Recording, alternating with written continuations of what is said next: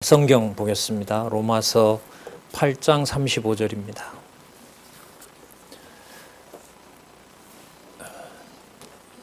로마서 8장 35절.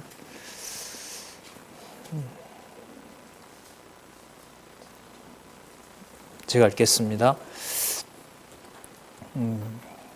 누가 우리를 그리스도의 사랑에서 끊으리요?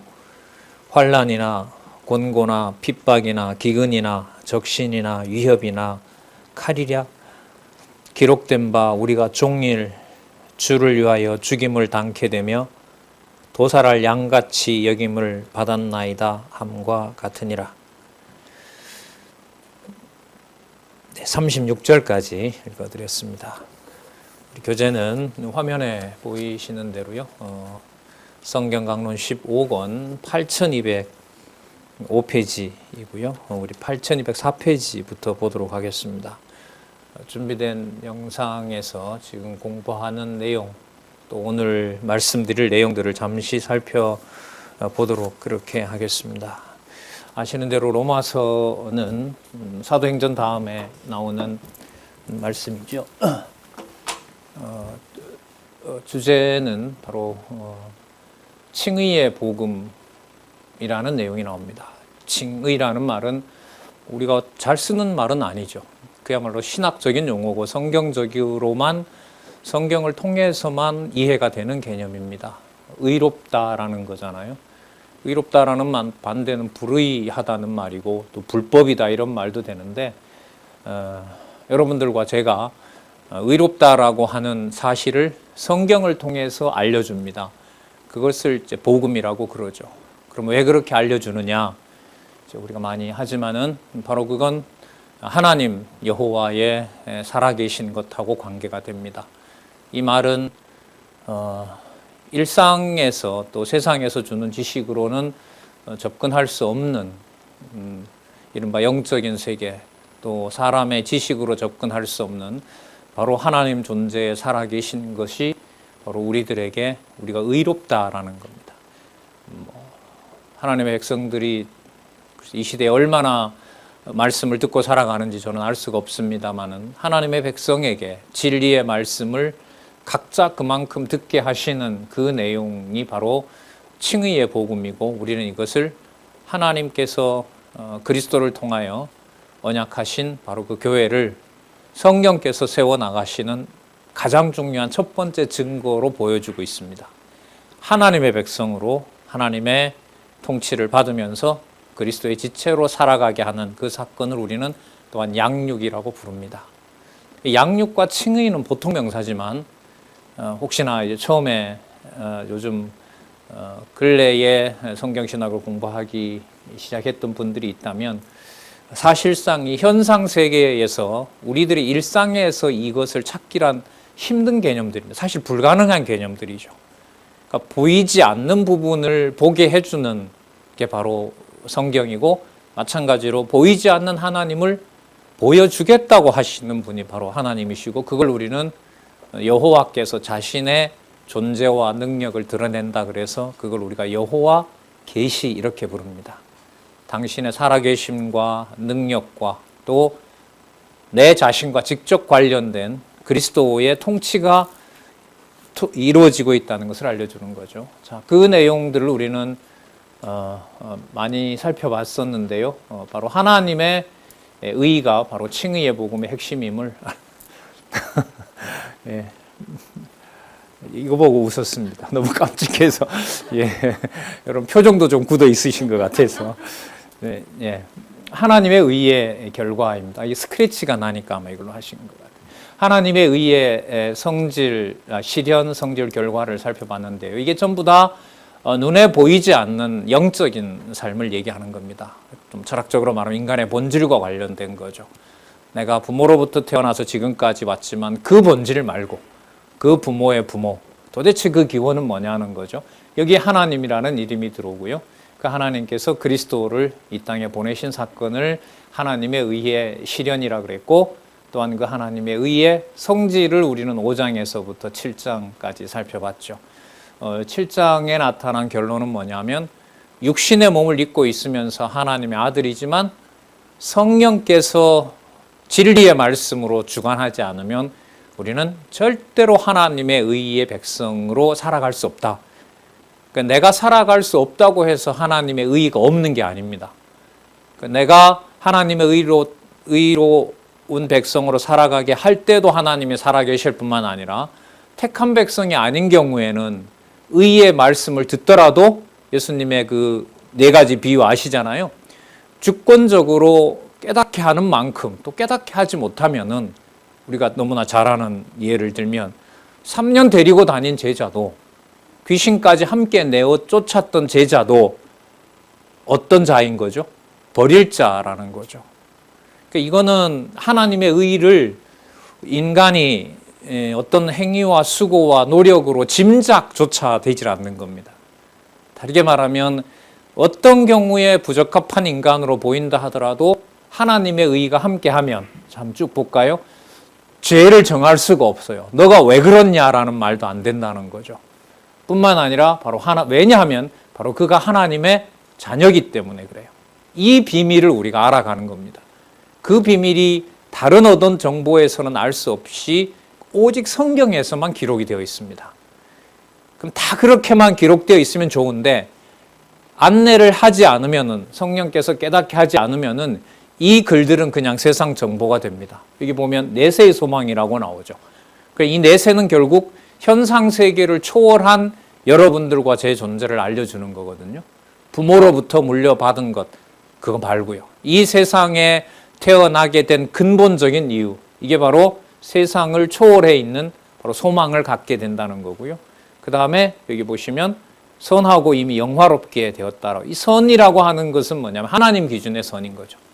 그러니까 하나님이 기뻐하는 존재가 됐다는 거죠. 그러니까 하나님도 알아야 되고 하나님 하시는 일도 알아야 되고 왜 하나님은 그걸 선이라고 했는지도 알려주고 이게 전부 진리의 말씀에서 알려주고 있고 특히 어떻게 보면 로마서는 그 순서를 따라가는 것이 글쎄 꽤 많잖아요. 16장까지라면은 어떻게 보면 참 숨이 막히는 그 비밀을 하나씩 알아가는 그런 기록을 하고 있죠. 그 다음에 오늘 살펴볼 내용이죠. 최후에는 뭐가? 승리가 보장되어 있다. 하나님의 자녀로서. 그리고 조금 전에 우리 읽었던 부분 보시면 어떤 것도 하나님의 사랑에서 끊을 수가 없다. 그게 이제 어떤 경우냐라는 걸 여기서 보여주고 있죠. 그러니까 우리 볼까요? 35절에 보시면 누가 우리를 그리스도의 사랑에서 끊으리요. 앞부분 34절에서 우리가 이미 연결을 해오고 있죠. 바로 살아나신 그리스도 예수 그리고 부활 승천하셔서 하나님의 우편에서 우리를 위하여 간구하고 있는 자. 그래서 살펴봤지만은 우리 속에는 성령께서 내주하시면서 진리의 말씀을 깨닫게 하시고 아버지의 자녀로서 합당한 기도가 되도록 성령이 말할 수 없는 탄식을 합니다. 탄식이 어떤 것인지 궁금하시면 하나님께서 사도들을 어떻게 어떤 기도로 어떤 고난 가운데 넣는지를 유심히 보시면 그건 사도행전부터 나오죠. 보면 그 내용을 보시면 바로 성령의 탄식하고 관계가 됩니다. 성령의 탄식이 무엇이니 막연한 얘기가 아닌 겁니다. 좀 보편적으로 말하면 주의 몸된 교회를 위하여 그리스도의 지체를 사랑하는 것이 하나님을 사랑하는 것이라고 믿어지는 과정에 육신의 소욕을 벗어나서 하나님의 교회와 성도를 위해서 남모르는 눈물부터 시작해서 억울함부터 시작해서 알 수 없는 모든 것 다 주의 백성들에게 그에게는 이미 성령의 말할 수 없는 탄식이 지배하고 있는 거죠. 그걸 바깥으로 드러나는 어떤 것으로 바꿔치기 하는 것은 힘듭니다. 물론 어느 정도 알게 하면 알 수는 있죠. 자, 그런데 그걸 누가 보증을 하시냐 하면 그리스도께서 하나님의 우편에서 우리를 위하여 뭐 하고 계시는 거죠? 간구하고 계시는 거죠. 그러니까 그리스도가 보낸 성령이시니까 땅에 있는 성도가 괴로워하고 교회를 너무 사랑하고 싶지만 성도를 너무 사랑하고 싶지만 내 마음대로 안 되는 거죠.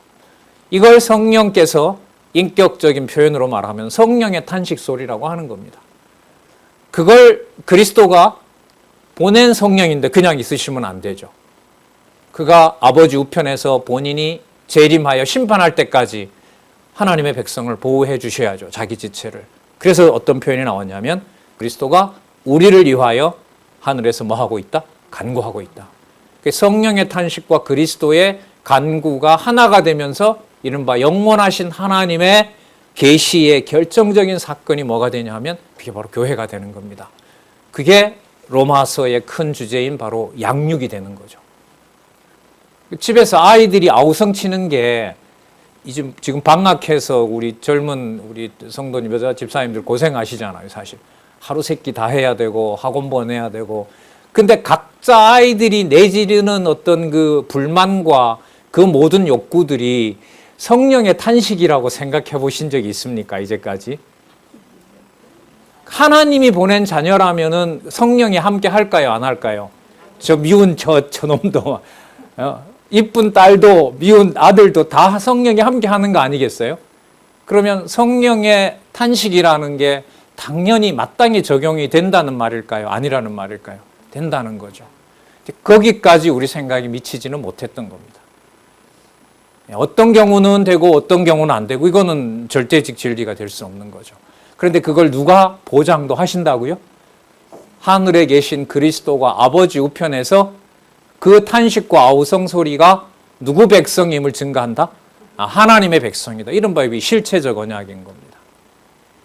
여러분, 이 말씀 하나하나가 가장 혈육의 인간관계와 이해관계가 얽혀있는 가족 간의 이해관계를 넘어서면서 하나님의 존재를 알게 하는 일이 성경 처음서부터 마지막까지 모두가 다 하나님 중심으로 이해하도록 해놓은 사건이 여러분 성경 신학입니다. 이제까지 없었습니다. 500여 년 전에 서구교회는 가정교회부터 시작했으면 좋은데 한 2년 전에 여러분들에게 발표했던 대로 개혁교회는 교회에 나오지 않으면 벌써 가정교회에서 엄마 아빠가, 특히 아빠가 주관하는, 아버지가 주관하는 어떤 예배 형식은 불법이라고 규정해 버렸습니다. 그리고 서구는 어디로 갑니까? 개인주의 쪽으로 가죠. 개인의 인격이 중요하다. 글쎄요, 그리스도의 지체를 뺀 신앙에서 인격 보호가 가능하다? 그건 안 되는 거죠. 근본적으로 불가능합니다. 그래서 여러분들 보시는 것처럼 서구의 개인주의가 우리나라에 들어오면서 교회까지 침투해서 그리스도의 지체로서 하나님 앞에 하나님의 후사로서 자녀 개념은 존재하지 않습니다. 거의 이제. 그러다 보니 아까 이제 여러분들에게도 좀 질문을 드렸습니다만 성령의 말할 수 없는 탄식의 소리가 하나님이 주신 저렇게 불만을 토로하는 자녀의 입속에도 담겨 있다. 그 생각을 교회가 가르치지 않는 거죠. 그럼 그걸 달리 설명할 방법은 없죠. 그러면 교회 양육과 무관해지는 거잖아요. 그래서 좀 나름이 아니죠. 근본적으로 하나님이 깨닫게 하지 않으면 도저히 볼 수 없고 그런 면에서 심각하게 현재 가정교회에서부터 저희들이 생각하는 교회관을 돌아보게 되는 겁니다. 주체는 물론 하나님이 양육하시는 거죠. 당신의 살아계심을 위해서. 자, 그럼 계속 보겠습니다. 서론이 좀 길었는데요. 자, 환난이나 권고나 핍박이나 기근이나 적시는 벌거벗는 거죠. 헐벗는 거죠. 그리고 칼, 생명의 위협과 모두 관계된 것들이죠. 자, 이게 36절에 보시면은 시편 44편의 약속이 이루어진 거라는 겁니다. 앞으로 이제 9장이 나오는데요. 여러분 9장, 10장, 11장 부분에 이사야와 시편, 구약의 시가서와 물론 앞부분에도 나옵니다만 구약 근거가 대거로 나옵니다. 이걸 보면 성경을 어떻게 보는 것이 여호와 계시의 관점으로 보는 것인지를 아주 결정적으로 공부할 수 있는 방법까지 알려주는 내용이 나옵니다. 자, 이 당장 나왔죠? 기록된 바 이 말은 언약한 대로 뭐 된 것이다? 성취됐다 이 말이죠. 근데 인간적으로 보면 이게 좋은 내용이에요? 별로 안 좋은 내용이에요. 안 좋은 내용이죠. 우리가 종일 주를 위하여 죽임을 당케 되며 도살할 양같이 여김을 받았다. 도살장에 끌려가는 양의 신세가 된다는 겁니다. 누구에게요?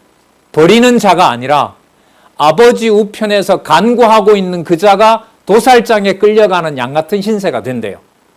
그럼 표면적으로 보면 하늘에 계신 전능하신 하나님이 보호하는 것처럼 보여요? 보호하고 있지 않는 것처럼 보여요? 보호하고 있지 않는 것처럼 보이죠. 저렇게 한 가족을 그리스도를 믿는다는 이름으로 우리가 가까운 데 있잖아요. 우리 교회 학교에서 3.1절마다 소풍이 아니죠. 견학했던 제암리 교회 같은 경우. 가족들 다 교회당 안에다가 못질하고 다 태워버리잖아요. 그 일은 하나님 살아 계신 것과 우리의 상식과 감정으로 딱 이렇게 매치가 될까요? 안 될까요? 그걸 정리하려고 하면 안 된다고 봐요, 저는. 그럼 방법이 없다는 말이 없어요, 인간적으로는. 성령께서 하나님의 말씀으로 하나님 살아계신 증거라는 걸 그걸 누구 이론으로 만들어내겠습니까? 이걸 읽는다고 제게 되나요? 아니라는 거 여러분들도 아시잖아요. 자, 보겠습니다. 그러나 이 모든 일에 우리를 사랑하시는 이로 말미암아, 아까 35절에 벌써 이 개념이 나왔죠? 우리를 그리스도의 사랑해서라고 얘기했고요. 아까 34절에 우리를 위하여 간구한다고도 했고 37절에 보면 우리를 뭐 하느니? 사랑하시는 이라고 또 반복이 돼요. 그럼 사랑이 뭘 위한 것이냐? 우리는 나중에 잘 아시겠지만 이건 11장 끝까지 거의 가야 돼요. 깊도다 하나님의 지혜와 지식에 부여함이 여러분 너무나 잘 아시죠? 그건 우리를 찬양하는 게 아니거든요. 살아계신 하나님의 존재와 능력을 찬양하는 겁니다. 그래서 우리가 늘상 많이들 얘기를 하고 있는 것처럼 현상 세계에서 교회 생활의 아름다움은 하나님이 계신 거야? 이것도 하나님 계신 거야? 라고 질문이 나오는 것이 하나님 없이 사는 것보다는 100번, 1000번 좋은 질문입니다. 그런데 그 하나님 살아 계시냐라는 마음을 여기 있는 것처럼 도살장에 끌려갔는데도 주의 자녀들이 이것도 하나님 살아 계신 거냐? 거기서 이제 고민이 되는 거죠. 그리고 그걸 하나님의 자녀들은 세상에서는 해결할 수 없고 뭘 통해서? 진리의 말씀 아래로 인도하는 거죠. 그래서 우리가 이 말씀을 그대로 따라간다는 것이 성경 신학을 통해서 모두 완성시켜 놨다는 것을 엄청난 위대한 사건으로 보는 거죠. 모든 경우가 다 여호와 계시냐? 그렇다. 지난번 여러분이 저자 모시고 마지막 월목 치마 세미나 여러분 영상 참여도 하시고 보셨겠지만 제가 진짜 한 번쯤 질문 드리고 싶었던 거 그때 질문을 드렸죠. 성경 강론집 수만 개의 근거 구절 몇 장 몇 절이라도 인간 중심이 아니라 모두 여호와의 존재, 여호와의 계시 중심으로 인용하려는 게 맞습니까? 진짜 여쭤보고 싶었죠. 물어보고 싶어. 그렇습니다. 문자 잘못 기재된 거는 있을 수 있었죠. 그건 뭐 찾아내면 되는 거고. 그러면 여호와 계시라고 하는 것, 여호와의 존재를 확증해 준다는 것, 이게 얼마나 큰 사건이고 놀라운 사건인지. 자기 이해관계에서 여호와의 존재 확증으로 간다 이러면 사람이 할 수 없습니다. 그러면 교회의 양육은 적어도 어떤 부분은 누가 할 수 있다라고 기록을 하면 돼요. 양육의 주어가 성령께서가 아니고 한 95번은 성령께서를 넣고 5번 정도를 누가 할 수 있다? 이것은 우리가 이렇게 넣어야 되잖아요. 근데 그거 말이 안 된다는 거 여러분들도 아시죠? 하지만 그게 여러분 단지 문자로 된다고 여호와의 존재가 확증이 되는 걸까요? 그게 아니라는 것도 우리는 죄인의 눈이라는 개념에서 알고 있는 거죠. 오직 다만 기록한 말씀을 또 일어나서 또 볼 수 있고 들을 수 있는 상황에서 그 말씀을 따라가도록 하는 역사. 이제는 거침없이 인간적인 얘기지만 원하기만 하면 그 말씀의 기록 목적이 분명히 드러난 그런 시대에 우리가 살게 하신 거죠. 자, 좀 보겠습니다. 이 내용은 사실 이게 편한 얘기가 아닙니다. 지금 이 내용이. 그리스도의 사랑이 계속 강조가 되고 있지만은 우리를 사랑하는 이로 말미암아 우리가 넉넉히 이기느니라. 이기는 내용을 한번 볼게요. 38절. 내가 확신하노니 사망이나 생명이나. 그러니까 사망과 생명조차도 초월하는 거예요. 살기 위해서 사망에서는 벗어나야 되고 생명 쪽으로 가야 된다. 이게 통상적인 우리의 원함이잖아요. 그런데 그걸 뭐 한다는 거죠? 사망이 좋을 수가 있고 살아있는 게 살아있는 것을 마다하는 일도 벌어진다는 거죠. 그러면 누구의 욕구대로 실현되는 게 아닙니까? 우리의 기본적인 욕구대로 양육된다는 게 아니죠.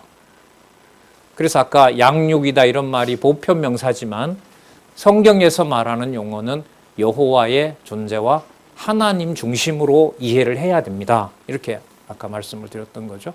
성경 아니면 방법이 없어요.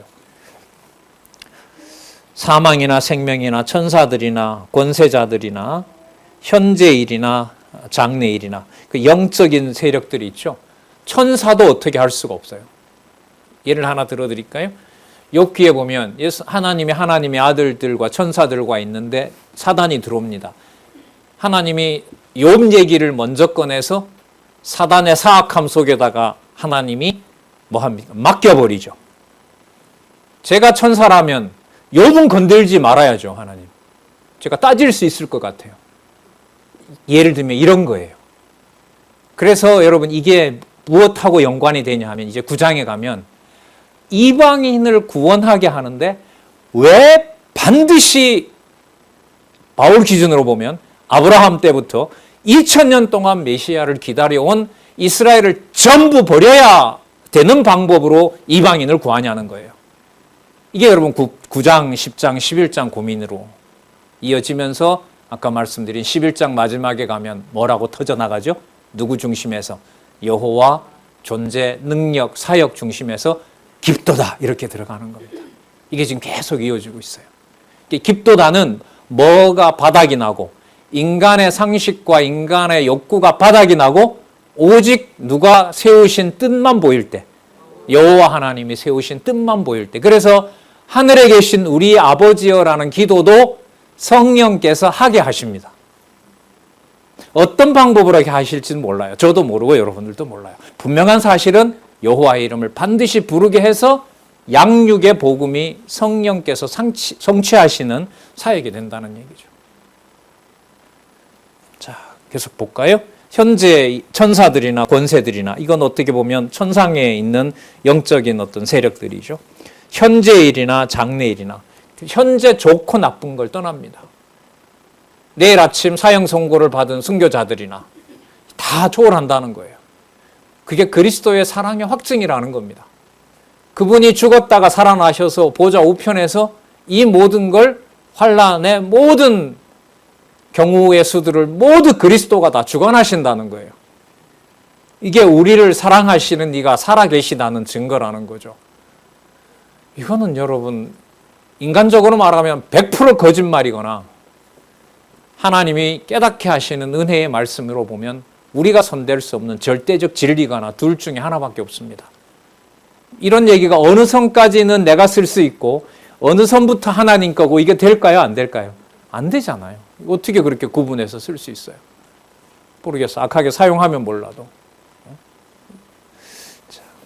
39절요. 높음이나 깊음이나 높아지는 거나 낮아지는 거나 낮아져서 비굴하게 된다 하더라도 하나님 자녀로 만들어버리고요. 그 바벨론 왕처럼 그 계명성, 북극성에 좌정해서 모든 우주 천하를 자기가 다 다스릴 수 있다고 하지만 바로 하나님이 버리면은 끝이 나버리는 거죠.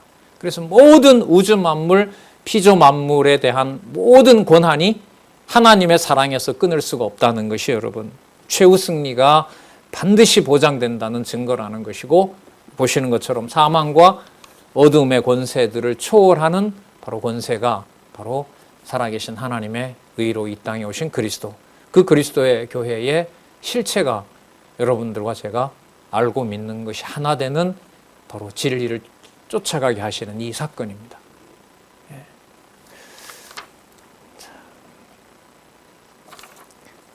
볼까요? 39절 보겠습니다. 높음이나 깊음이나 다른 아무 피조물이라도 우리를 우리 주 예수 그리스도 안에 있는 하나님의 사랑에서 끊을 수 없느니라. 하지만 이 사랑이 확증되는 지금 이 배경은 우리가 어떤 노력과 견딘다고 이렇게 보상받는 그런 겁니까? 아닙니까? 아니죠. 네, 아닙니다. 여기 긴 개념이 딱 모여 있죠. 우리 주 예수 그리스도 안에 있는 누구의 사랑? 하나님의 사랑. 하지만 누구 방식이 아닌, 우리가 원하는 방식이 아닌, 그 우리가 원하지 않는 방식 이랬을 때는 여러분 우리가 이제까지 공부했던 구약이 여기에 통째로 다 들어오는 거예요. 자손 본창을 시키는데 어디에 넣어버린다? 애굽에 430년 넣어버린다. 창세기 1장 28절 언약을 해주시고 누구에게 맡긴다? 사단에게 맡긴다. 광야 열흘 길이면 되는 길을 40년 동안 1세대들을 할아버지 할머니를 눈앞에 다 죽는 걸 보게 한다. 약속의 땅에 들어가서 400년을 기다리게 한다. 준 땅도 다 빼앗기게 한다. 세워준 나라 150년도 지나지 않아 80년 지나나요? 얼마 지나지 않아서 갈라지게 하고 갈라진 나라 망하게 하고 처참하게 짓밟히게 하고 기아의 처참함은 여러분 잘 아시죠? 어떤 일이 벌어졌는지 아시잖아요. 그렇게 하는 것이 우리 주 예수 그리스도 안에 있는 하나님의 사랑이 끊어진 겁니까? 끊어지지 않는 겁니까? 진짜입니까? 열흘길을 40년, 왕 올 때까지 400년을 모든 게 전부 다 거꾸로 돌아가는 시계처럼 보이는데 우리 주 예수 그리스도 안에 있는 사랑이 끊어지지 않는 것이다. 이거는 지식으로는 불가능합니다. 감정으로도 불가능하고 추측으로도 불가능하고 누구에게 강력하게 자기 정보로 자신 있게 말할 수 있는 것에서도 이거는 어울리질 않습니다. 자, 우리 주 예수 그리스도 안에 있는 하나님의 사랑에서 끊을 수 없느니라. 그러면 여러분 우리는 여기서 어떤 걸 감지할 수 있냐면 땅에 있는 로마에 있는 성도들에게 또 우리는 지금 우리에게 이 기록한 말씀이 우리에게도 전해졌으니까요. 이 지상에 분명히 수신자가 있는 말씀을 하나님이 보내는 건데 그 내용의 처음부터 모든 것은 이 세상에 속한 것이 아니라 어디에 속한 것이다? 하늘에 속한 것이고 여호와 하나님의 존재, 이른바 영적인 그 신묘함 속에다가 여러분들과 저를 데려다 놓는 겁니다. 그러니까 문자로 보는 건데 문자로 보던 일은 유대인들로 종결이 됐어요. 무슨 뜻이냐면 예수님께서 1500년 동안 율법을 준수한 유대인들에게 율법 따라 살아서 하나님의 의의를 이룬다고 했어요. 절대로 못 이룬다고 했죠. 못 이룬다고 했잖아요. 그리고 나로 말미암지 않고는 아버지께로 올 자가 없다고 해버리신 거죠. 보고 듣는 정보로 하나님의 자녀로 양육받는다는 것은 로마서의 대전제입니다. 그래서 우리 강론집에 보시면 명시를 해놨잖아요. 모든 주어가 뭐로 되어 있습니까? 사도행전 1장 12절부터 계시록까지 성령께서 들어가지 않을 수가 없는 거죠. 오늘 내용만 보더라도. 그래서 여러분 이제부터 9장에서부터 11장까지 이제 하나님의 의의 기초라고 나오는데요. 이 기초니까 의미로 보면 땅에 있는 초석 이런 말인데 이 기초는 땅에 있는 게 아니에요. 오늘 우리가 잠시 살펴본 그 말씀으로 볼 때 이 의의 기초는 땅에 있는 하나님의 백성들에게 전하는 말씀이지만 그 기초는 전부 어디에 속해야 될까요? 하늘에 속한 것이어야 돼요. 그런데 하늘에 속한 것인데 아까 말씀드렸는데요. 9장에서부터 11장은 좀 우리 공부 얘기를 좀 하면 시편과 시가서와 특히 선지서 부분의 바탕이 단단해야 됩니다. 왜냐하면 이걸 실질적으로 이런 방법으로 지금 하나님이 계시를 하세요. 그래서 제가 이걸 볼 때마다 제가 이제 한 12년 되는데 처음에 와서 교사 양성반 하면서 이 로마서 보면 이제 두려운 게 있어요. 두렵다기보다 자꾸 아쉬워지는 게 있는데 이 9장쯤에 오면 구약에 기록한 말씀들 특히 이제 선지서를 잘 모르잖아요. 몰랐단 말이죠. 그러다 보니 선지서 인용이 될 때마다 너무 아쉬운 거예요. 그래서 이거 언제 빨리 소개를 해야 되겠다. 그래서 선지서 한 2번 정도 우리 화요 강좌에서도 했고 같이 발표도 하고 해서 어느 정도 이제 익숙해졌는데 이 9장, 10장, 11장에 보면 성경이 왜 언약과 성취, 섭리산지를 그리스도 중심으로 그리스도에 대한 언약과 성취로 이루어지는 내용을 우리가 여기서 볼 수가 있어요. 그래서 의의 기초는 하나님의 의의 기초는 구약에 기록한 말씀에 기초해서 땅으로 육으로 아브라함의 혈육으로 오는 것이 아니라 어디로 가요? 하늘로 가요. 아브라함을 소개하더라도 아브라함의 후손 이삭이 태어나는 것도 육의 사건이 아니라 어디에 있는 사건이다? 하나님께서 미리 아시고 예정하신 하나님의 백성이 태어난다고 알려줍니다. 바울이 어떻게 보면 사도 바울이 이걸 보고 놀란 거죠.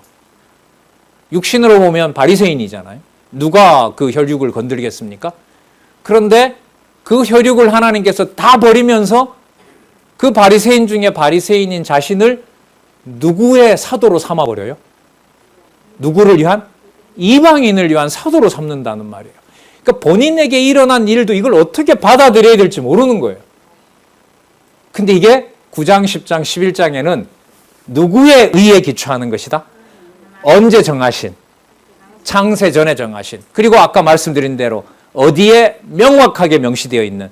선지서에 명확하게 명시되어 있는. 그래서 여러분 이 9장, 10장, 11장 내용이 어떻게 보면요 8장에서 최후 승리가 있다. 누구에게는? 하나님의 택한 백성들에게는 이것만 해도 하나님의 의가 굉장하구나라는 걸로 결론을 지어도 돼요. 큰 아쉬움은 없어요. 그런데 이게 성경이 계시인 이유가 9장, 10장, 11장에서 드러나는데 구약의 많은 선지적 사건들, 시편 사건들을 전부 어디에 있는 사건으로 연결을 한다? 창세전 하나님의 계시 사건과 연관을 짓고 있습니다.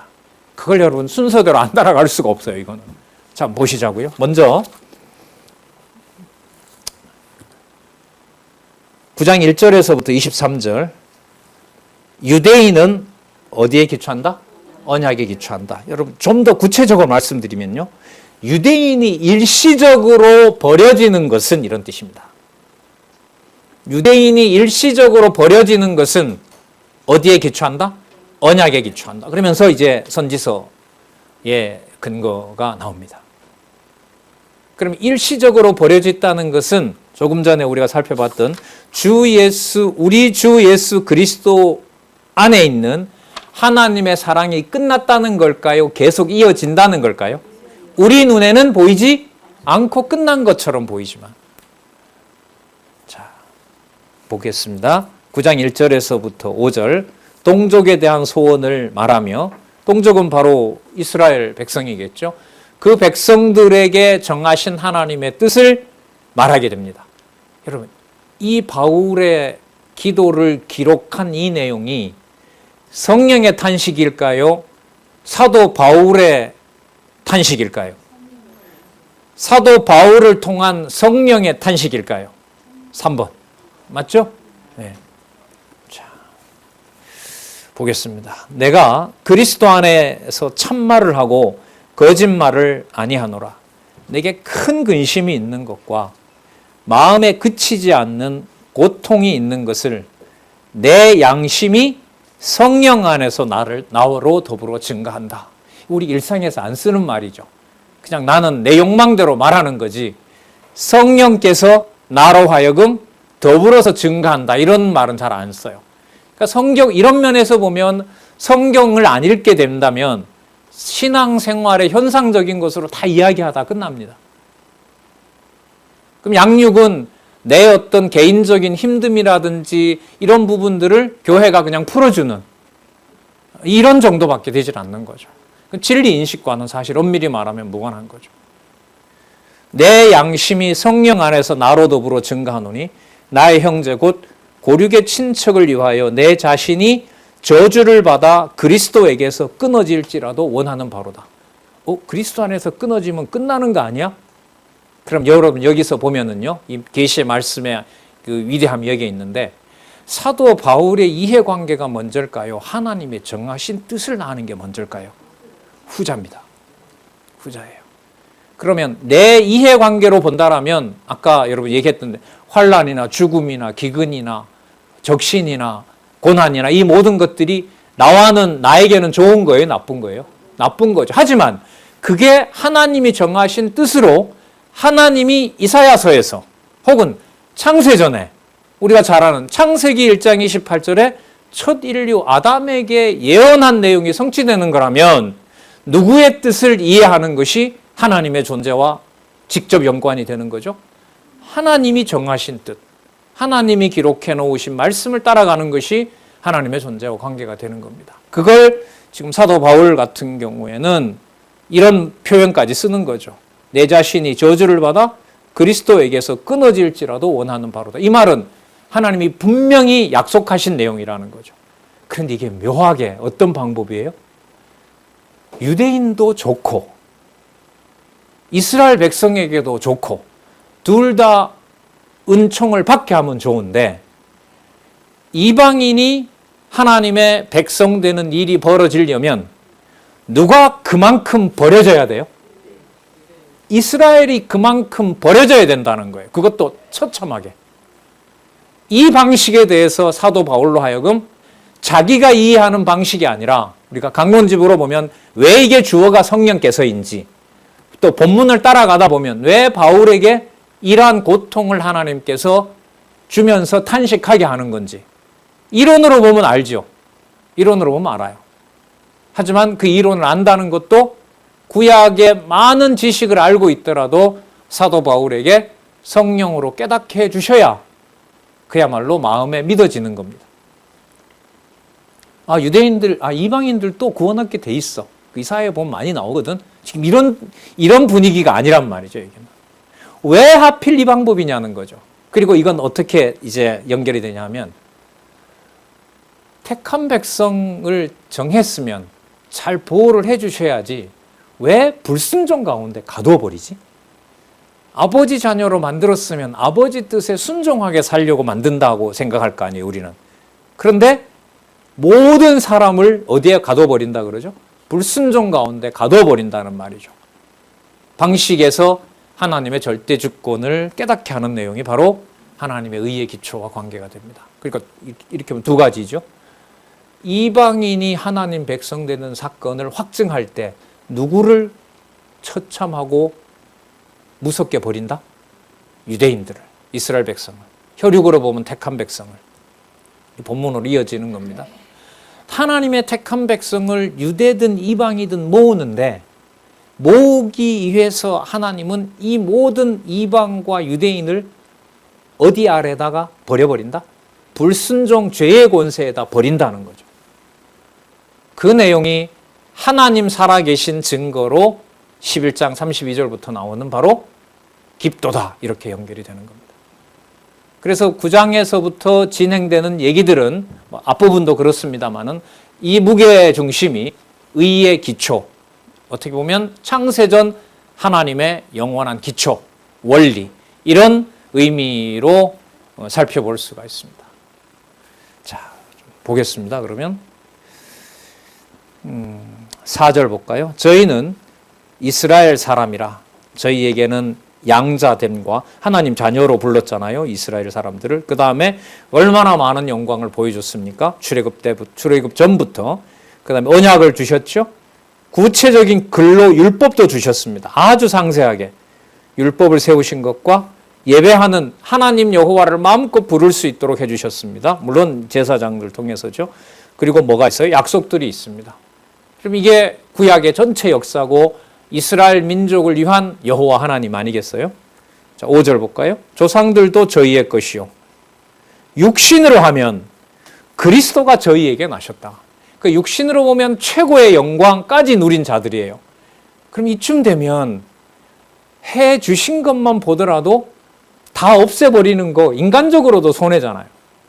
여러분 자녀를 잘 키워놓고 그 자녀를 한순간에 어떻게 망해버리게 한다? 이거는 우리의 상식이 아니죠. 자, 볼게요. 그런데 어떤 일이 벌어지냐 하면요. 조상들도 저희의 것이요. 육신으로 하면 그리스도가 저희에게서 나셨으니 저는 그리스도를 말하는 겁니다. 만물 위에 계셔 세세의 찬양을 받으실 누구라? 하나님이라. 유대인들이 제일 듣기 싫어하는 소리. 나사렛 예수가 누구다? 메시아다. 메시아이고 동시에 누구다? 하나님이다. 이 등식을 유대인들에게 절대로 받아들일 수 없는 거죠. 진짜 성령 세례가 아니면. 자, 저는 만물 위에 계셔 세상의 찬양을 받으실 하나님이시니라. 아멘. 그렇다. 분명하다. 자, 이제 그런데 이제 아까 얘기했던 그 고민 얘기를 좀 더 걸어갑니다. 9장 6절에서부터 13절이죠. 자녀된 것은 아브라함과 리브가에게 명한 뭐에 기초한다? 언약에 기초한다. 여러분 육으로 시도했는데 하나님 자녀가 아니라고 판정된 사건 아시죠? 하가를 통해서 누구를 낳는 사건이죠? 이스마엘을 낳게 하죠. 언약 백성만 내 백성이다라는 것을 지금 여기서 이제 주석을 하고 있는 거예요. 자, 뭐가 하나 이제 더 들어오게 되냐면 이스마엘과 같이 버린 자처럼 보이는데도 거기 누가 있다? 남은 내 백성이 있다. 그 남은 그 내 백성을 이방에서 구원해내는 일을 바리새인 중에 바리새인이고 유대인 중에 유대인인 누구에게 그 일을 맡긴다? 바울에게. 거기에 이 사도 바울은 인간적으로 정리가 안 되는 거죠. 그래서 그 고통이 있었고 그 고통을 하나님의 말씀으로 깨닫게 하시고 지금 이 사도행전 9장에서부터 11장까지 하늘에 있는 하나님 의의 기초. 이 비밀을 모르면 이방인으로서 유대인으로서 못 견디죠. 유대인들 같으면 도대체 이런 방법이 어디 있냐고 할 것이고요. 이방인들 같으면은 저렇게 버린 유대인들을 뭐하러 저렇게 위해줘야 되느냐. 이제는 우리 시대라고 이제 자기네들 교회의 주인이 자기네들이라고 행세해야 되겠죠. 이런 내용들이 로마서에 실제로 나옵니다. 나중에 보면. 자, 보겠습니다. 9장 6절 또한 하나님의 말씀이 폐하해진 것 같이 않도다. 그런데요. 저 독석사를 좀 그런데 하지만 이렇게 한번 넣어볼게요. 이스라엘에게서 난 그들이 다 이스라엘이 아니요. 그럼 혈육이 아니네요. 맞죠? 주 예수 그리스도의 안에서 하나님의 사랑을 끊을 수 없는 자인 하나님의 자녀인 경우는 여기 나오는 대로 육적 이스라엘 방식으로 낳는 자녀가 아니라는 거죠. 7절 또한 아브라함의 씨가 다 그 자녀가 아니니라. 오직 이삭으로부터 난 자라야 내 씨라 칭하리라 하셨으니 그럼 창세기서부터 이제 쭉 시편 지나서 선지서까지 쭉 이어져요. 이 근거를 이렇게 잡고 있습니다. 지금 이 본문의 구약 근거를 내 씨라 칭하리라 하셨으니 곧 육신의 자녀가 하나님의 자녀가 아니라 오직 약속의 자녀가 씨로 여기심을 받느니라. 여러분 이삭으로부터 난 자라는 말은 육으로 난 자라는 말이에요. 하나님의 전적인 약속으로 은혜로 난다는 거예요. 후자죠.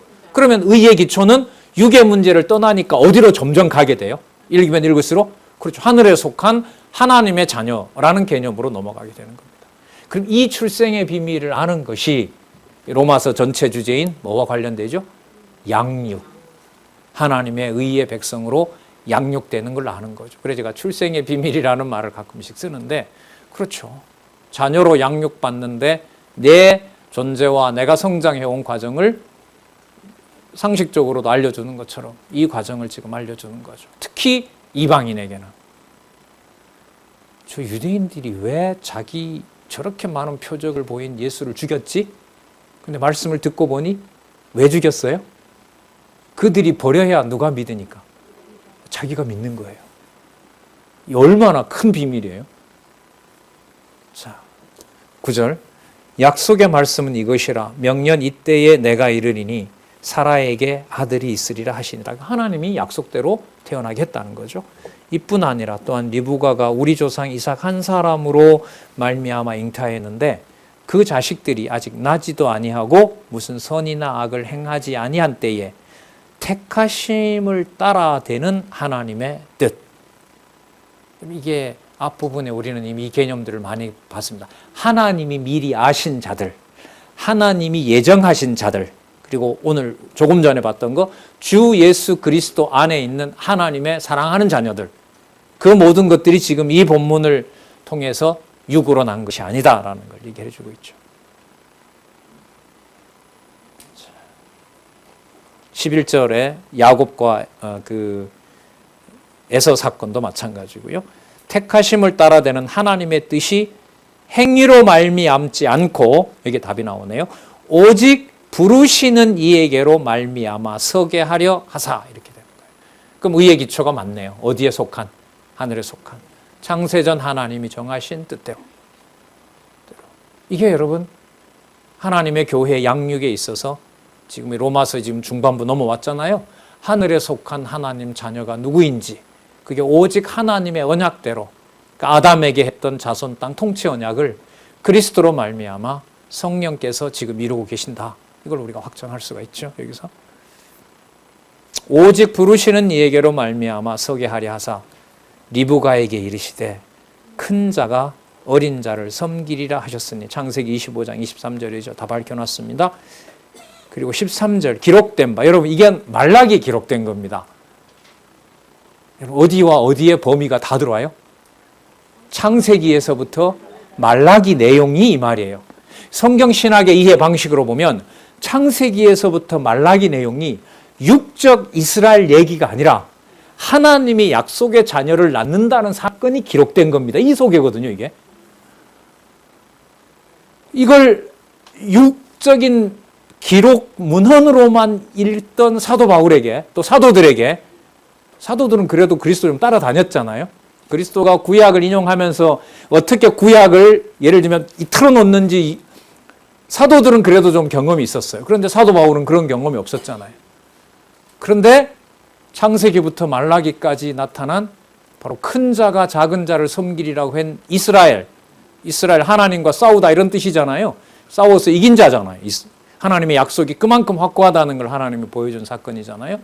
창세기부터 말라기까지 사건이 하나님의 자녀가 되는 기초가 육에 있는 것이 아니라 전적으로 누구에게 있다? 하나님에게 있다. 그 방식이 누구 방식이다? 여호와 하나님의 방식이다. 그걸 우리는 절대 주권이라고 부르는 겁니다. 그 내용을 사도 바울이 자기 몸으로 마치 요나처럼 이방인에게 하나님 소개하고 싶지 않은데 억지로 보내서 여호와라고 선포했더니 막 짐승까지 다 회개하는 진짜 못 볼 일이 눈에 보여졌잖아요. 하지만 그건 요나의 판단인 거죠.